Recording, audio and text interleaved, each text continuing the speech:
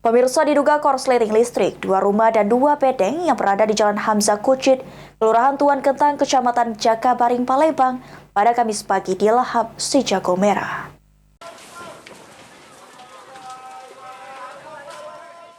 Tidak menyangka rumahnya habis dilahap si jago merah, seorang wanita pemilik rumah sampai jatuh pingsan, tak kuasa melihat tempat tinggalnya sudah rata dengan tanah.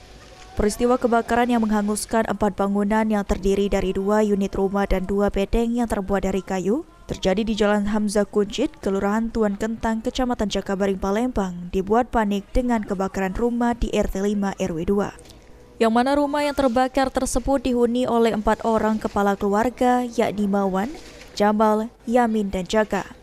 Kasih OPS Dinas Pemadam Kebakaran Kota Palembang Muhammad Hardiansyah mengatakan, api baru bisa dipadamkan dengan menerjunkan 8 unit mobil pemadam sekitar 1 jam dari awal kebakaran.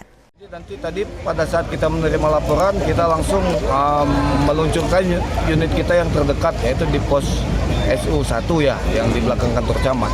Sehingga lebih kurang 5 menit perjalanan, unit kita sudah sampai sini dan kita melaksanakan pemadaman. Berapa unit rumah yang terbakar?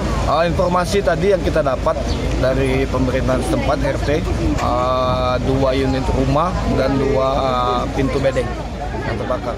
Semuanya rumah kayu. Sementara itu, Wakapolsek Seberang Ulu 1 Palembang, AKP Syaiful mengatakan, kebakaran tersebut diduga berasal dari korsleting arus listrik dari salah satu rumah korban. Penyebabnya diperkirakan ini korsleting. Menurut saksi yang melihat kejadian itu. Api berhasil padamkan berapa jam kemudian? Menurut informasi itu